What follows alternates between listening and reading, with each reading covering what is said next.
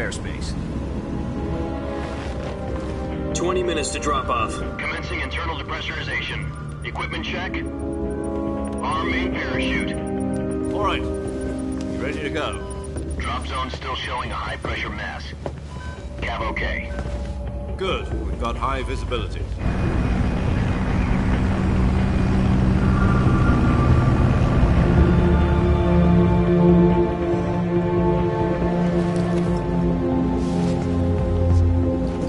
Put out that cigar.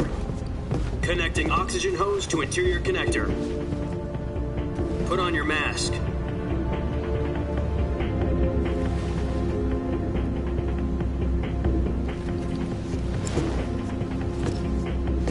Does this panty waste know what he's doing?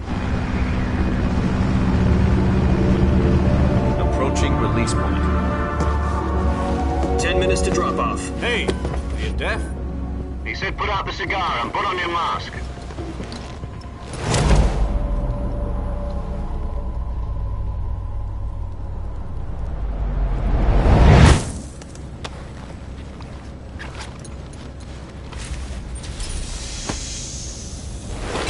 Depressurization complete. Checking oxygen supply. 6 minutes to drop off. Opening rear hatch.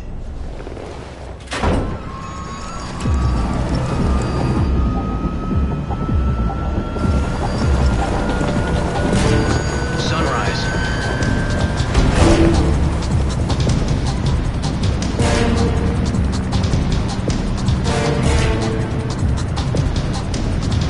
External temperature minus 46 degrees Celsius. 2 minutes to drop off. Stand up. You'll be falling at 130 miles per hour. Try not to get frostbite from the wind chill. 1 minute to drop off. Move to the rear. Activate bailout bottle. This is one for the history books. The world's first halo jump. 10 seconds to drop off. Stand by. Status okay. All green. Prepare for drop-off. Countdown. 5, 4, 3, 2, 1. Spread your wings And fly. God be with you.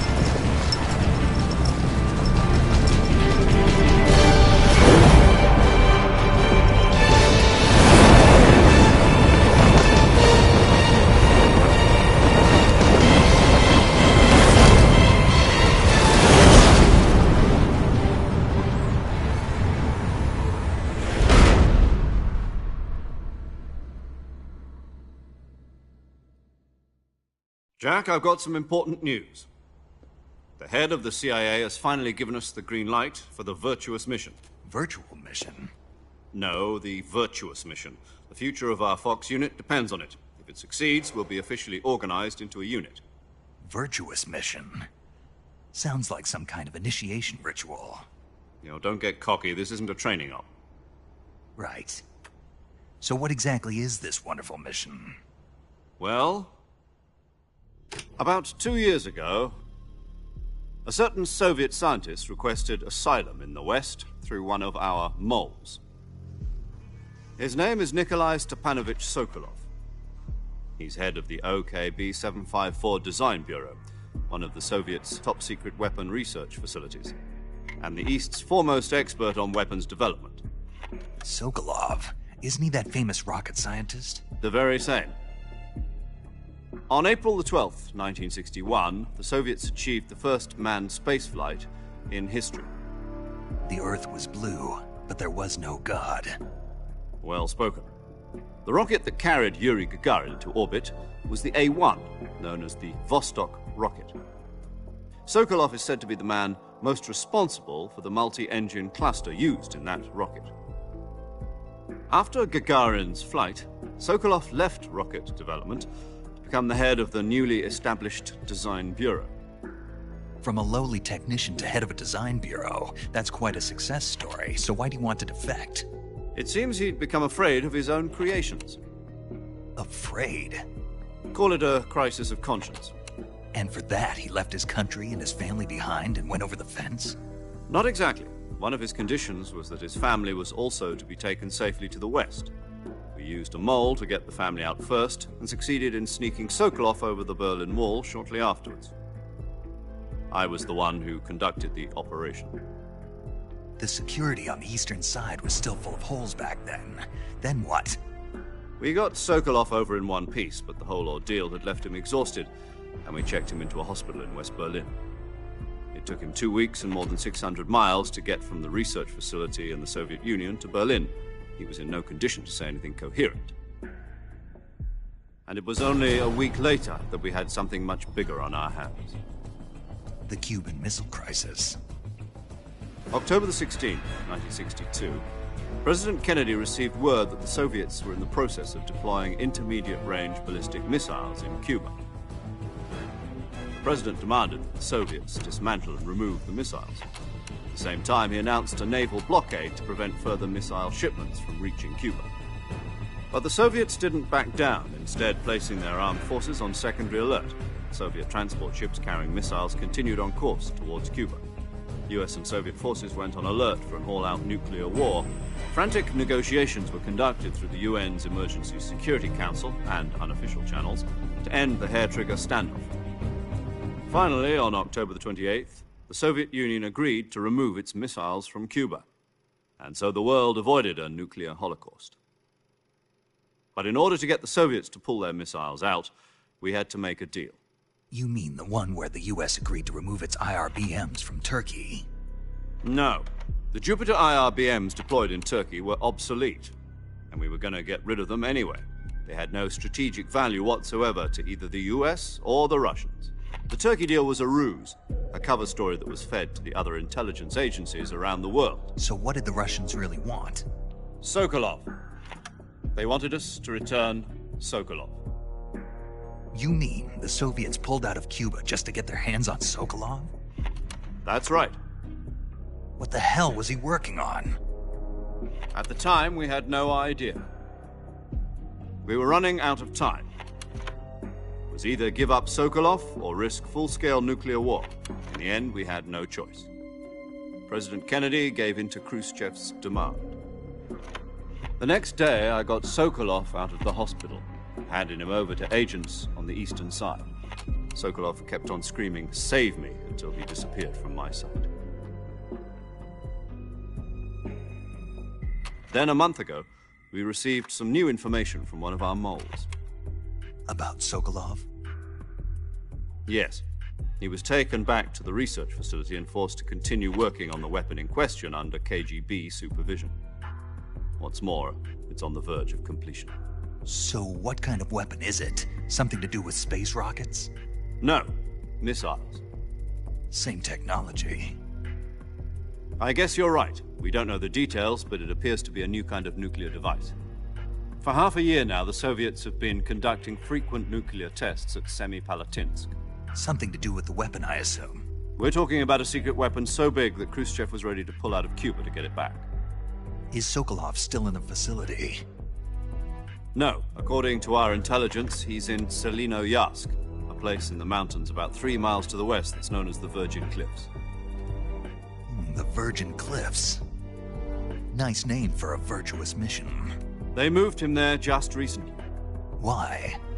Apparently, they're conducting a field test of the weapon, but it's our best chance to get him back. This mission would never have been possible if he was still in the research facility. This is our last chance. Sokolov must have known that too when he contacted us.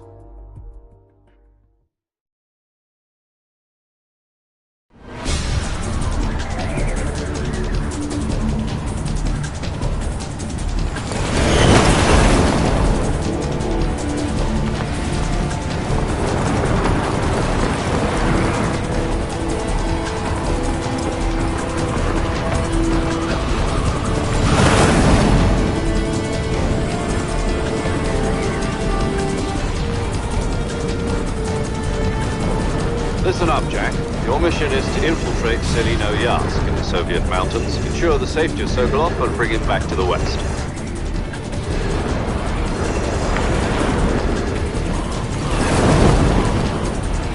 If we don't get Sokolov back before that weapon is complete, we'll be facing a major crisis. The clock is ticking.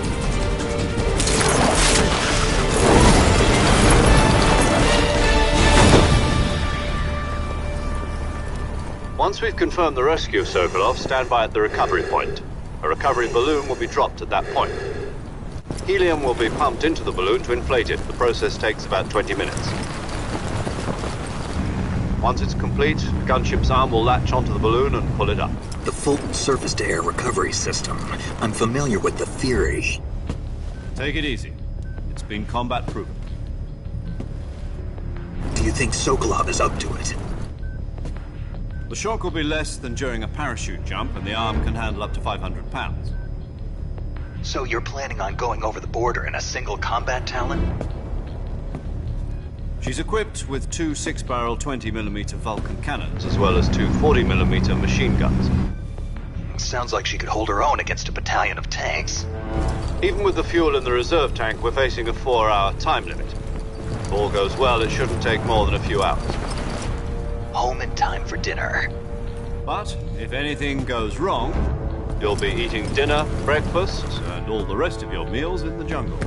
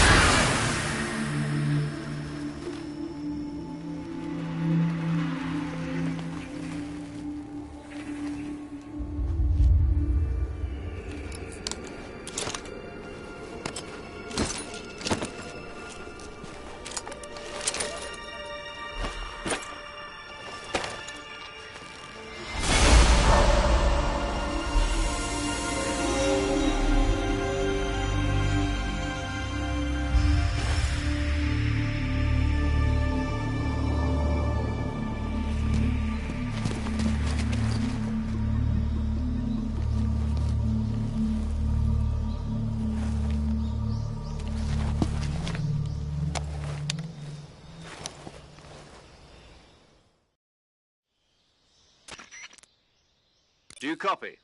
You're already in enemy territory, and somebody might be listening in. From here on out, we'll be using code names to refer to each other. Your code name for this mission will be Naked Snake. I'll be referring to you as Snake from now on. You're not to mention your real name. Snake? Oh, you don't like snakes? What do you mean? Well, you've eaten one before, haven't you? In survival training. I'm glad to hear that. I don't know if I'd ever order one in a restaurant, but... Be careful, you might not have a choice. What about you, Major? What should I call you? Let's see. I'll be Tom. Call me Major Tom. This will be a sneaking mission. You must not be seen by the enemy. You must leave no trace of your presence. Is that clear? This kind of infiltration is the Fox unit's speciality. In other words, weapons and equipment are procured on site. That goes for food as well. You're completely naked, just as your name implies. Great. Now I see why you asked me if I like snakes. I suppose calling me Snake was your idea of a joke, too. No. There's a good reason for that. I'll tell you later when the time is right. Gotcha. Getting back to the subject, how exactly am I supposed to feed myself? You've been issued a knife and a tranquilizer gun. Use them to hunt for food. You'll also find some medical supplies in your backpack. Yeah, about the backpack. I lost it in a tree on the way down. I see. Well, you'd better go back and get it then. You know where it is? No problem. I can see it from here. It's stuck on a branch. To climb a tree, stand in front of a tree that's covered in ivy and press the action button. I'll be monitoring your progress over the radio. We can't risk violating Soviet airspace, but I'll be in the gunship. My frequency is 140.85. I'll give you a call if I need to talk to you. If you need to talk to me, use the send function. Okay, Snake, go get your backpack.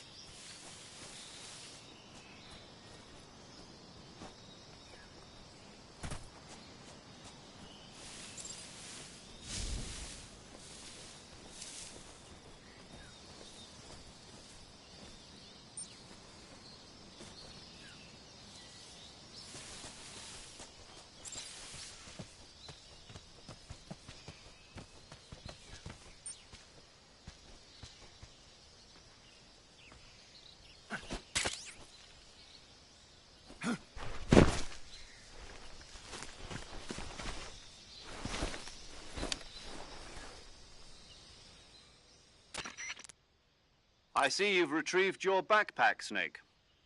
To equip a weapon, it's necessary to take it out of your backpack. In the survival viewer, choose Weapon from the backpack. Your available weapons will be displayed in a list on the screen. From that list, choose the weapon you want to equip and press the Enter button. For other equipped items, just do the same thing from Item. Got it. Use the survival viewer backpack. Yep, that's right. Survival is fundamental to this mission. After you've been out in the field for a while, your stamina will start to drop. If your stamina gets too low, it'll affect your performance. You won't be able to shoot accurately, for example, and your wounds won't heal as smoothly. Keep an eye on your stamina so you don't run out. To recover lost stamina, you can hunt for local flora and fauna. You can use either your tranquilizer gun or your knife to hunt. My only weapon is a Mark 22 Hush Puppy tranquilizer gun? That's right. It's been fitted with its own suppressor. However, the suppressor will deteriorate every time you fire. Once its durability reaches 0, the noise suppression effect will be gone. So don't get too trigger-happy with it. The suppressor's durability is shown in the icon. Any weapons and equipment beyond what you're carrying now, you'll have to find as you go. I have to find my own weapons and equipment? Whose crazy idea was this, anyway? Solo covert actions are standard Fox operating procedure. You can't leave any traces of your presence. No weapons, equipment, footprints, sweat, or bodily wastes. The same goes for bullets and cartridges, too. Your presence in enemy territory is already a violation of international conventions of warfare. There aren't supposed to be any American soldiers in Russia. It could spark an international incident. You can't let anyone see you. You can't let the enemy know you're there. This is a stealth mission. You're a ghost, Snake, in every sense of the word. And there'll be no rescue if you're captured. The military and U.S. government will deny any involvement in the affair. Then I'll just have to take care of myself, huh? I'm afraid so. You've been given a fake death pill for that purpose. SIS guidelines stipulate that soldiers on covert ops like this one be issued a potassium cyanide capsule. Tape it to your body so you can take it when you need to. How generous of you. Use it if you're taken prisoner by the enemy. It'll send you into a state of false death for a short time. Fooling them into thinking that I'm really dead. So, how do I come back to life? Just take the revival pill. You mean that thing they put in my tooth before the mission?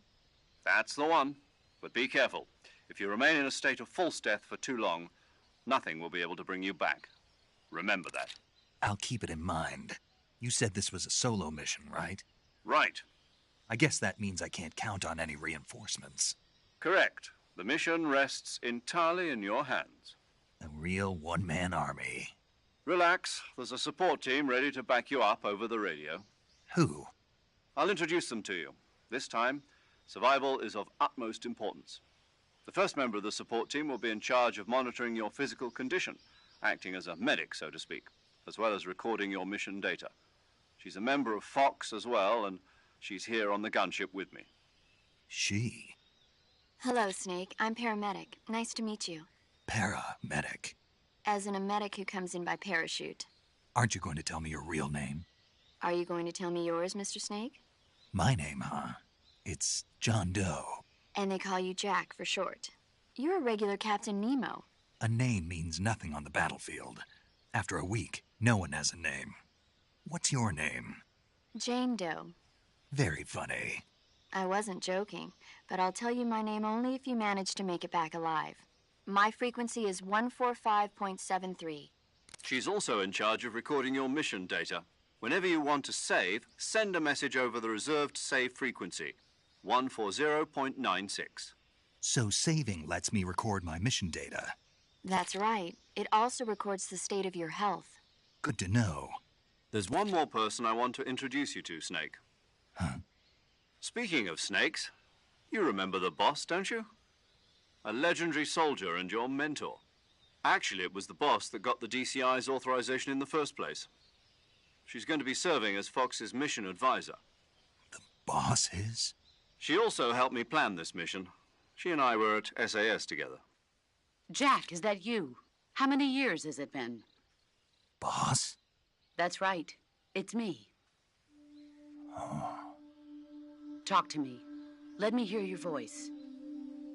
It's been 5 years, 72 days, and 18 hours. You've lost weight. You can tell just by the sound of my voice. Of course I can. I know all about you. Really? Well, I don't know anything about you.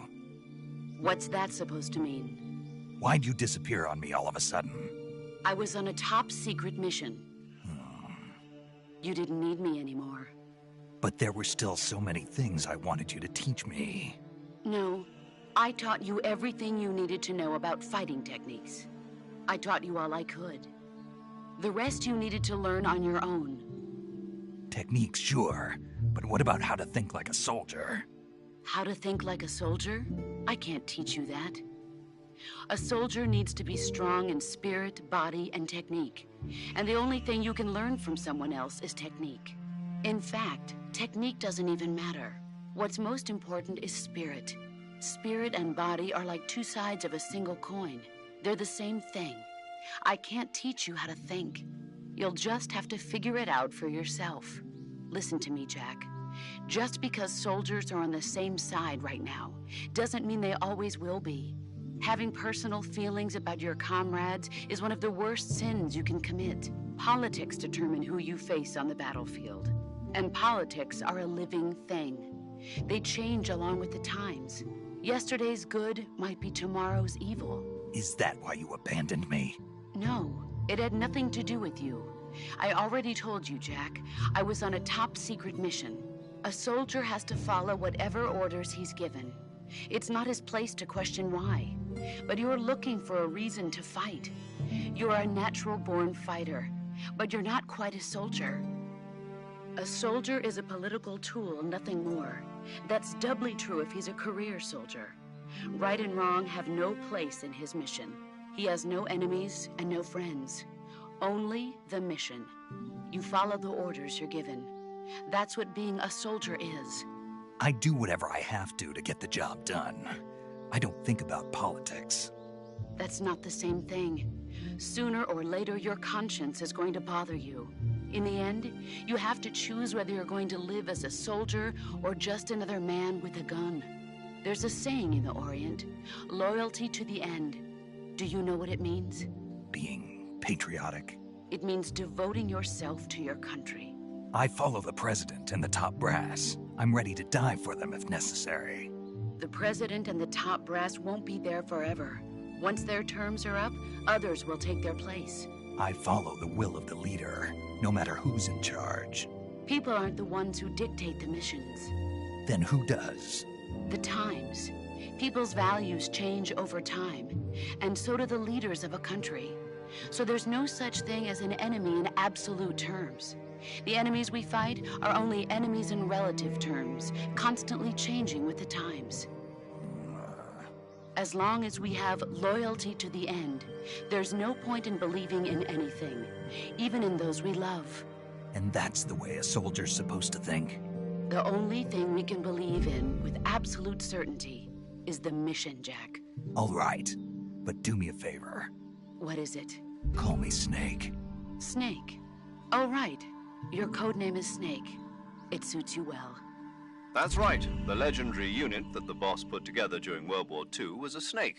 The Cobra unit, a group of heroes that brought the war to an end and saved the world. As long as you've got a legendary hero backing you up, you'll be fine. Isn't that right, Snake? Yeah. I can't think of anyone else I'd rather have with me. Oh, and one more thing, boss. Yes? It's good to hear your voice again. Same here. After all, who knows if either of us will make it out alive?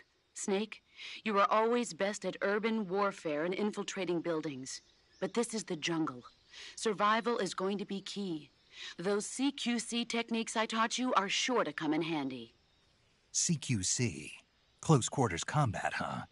I've been in the Green Berets for the past few years. I'm probably pretty rusty. Not to worry. I'll be here to help you remember. After all, this is your first actual survival mission. I'll be supporting you over the radio. Where are you, boss? Next to the Major? The boss is communicating with us by radio from aboard a Permit-class submarine in the Arctic Ocean. My frequency is 141.80. Call me if you need my advice on battle techniques. Gotcha. Your mission is to retrieve Dr. Sokolov. Dr. Sokolov is being held in an abandoned factory located to the north of your current position. Avoid heavy combat and don't let anyone see you. Don't forget that this is a stealth mission. Snake, try to remember some of the basics of CQC.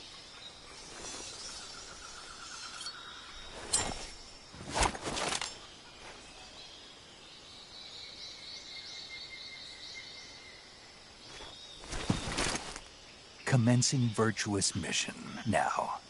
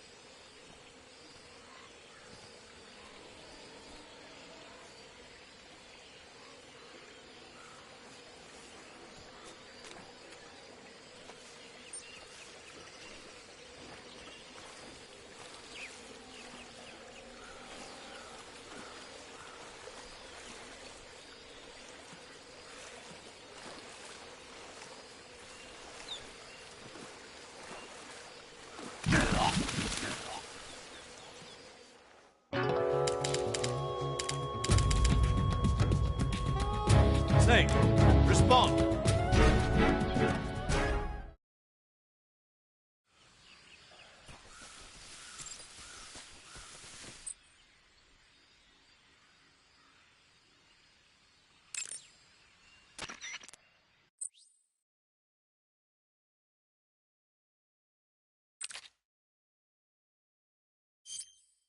Saving the game, Snake?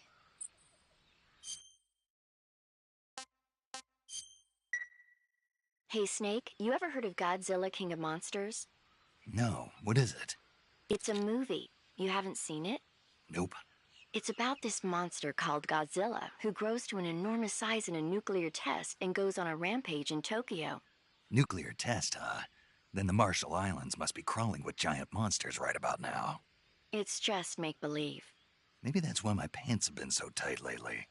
Snake, it's a movie, not a report out of Los Alamos. I know. So then what happened? Godzilla is immune to all weapons, and humanity has no way to stop the monster. Dr. Shirazawa develops a new type of weapon, but meanwhile Godzilla is getting closer and closer to Tokyo, obliterating everything in his path. It was originally a Japanese movie, but they made an American version too. I recommend seeing the original Japanese one if you ever get the chance. It's mostly mindless fun, but it's also got a serious anti-nuke message as well. Where can I see the original? You'll just have to go to Japan. Really? That's too bad. If you wait 40 years, you might be able to see it in America too. It might even win awards all across the globe in 60 years. Why's that? 2024 will be Godzilla's 70th birthday. You think they're still going to be making Godzilla movies then? Of course. Everybody loves Godzilla.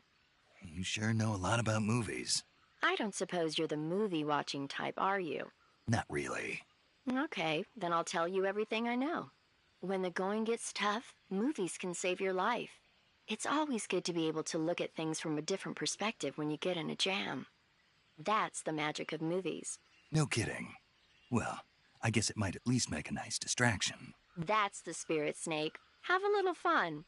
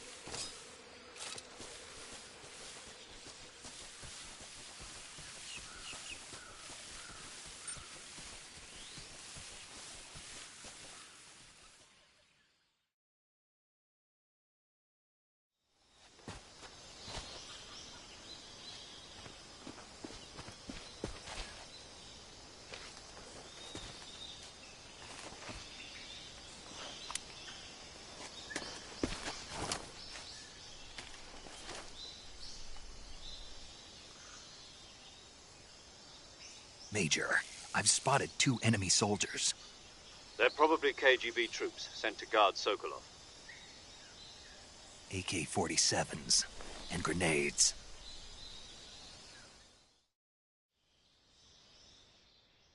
Snake, your presence in Soviet territory is already a violation of international law. We can't let the Kremlin find out that the CIA and the American government are involved. Contact with the enemy is strictly prohibited. Don't engage them in battle either. This is a stealth mission. Got that? The Major is right. The point of this mission is to sneak through the jungle without being seen. The success of the mission depends on how well you use your camouflage. Change your camouflage by selecting Camouflage from the Survival Viewer. The uniform option lets you pick your uniform, while the face option lets you change your face paint. Choosing camouflage that blends in with your surroundings will help you conceal yourself more effectively. Also, don't forget that anything that moves will stand out in the jungle. If you just stand up and run around like an idiot, you're bound to be spotted. But if you crawl instead, you should be able to sneak by without being noticed. You can see how effective your camouflage is by looking at the camo index. The camo index shows how well your current camouflage blends in with the surrounding area. The higher the value, the harder you are to spot, and vice versa. The key is to make yourself one with nature. Keep that in mind as you go along, okay?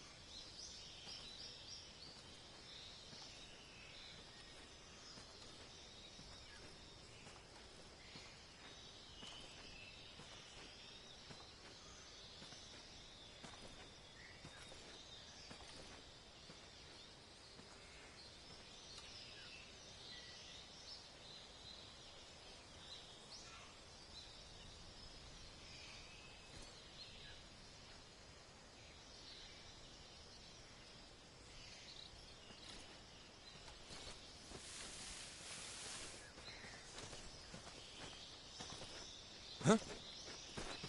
Who's that?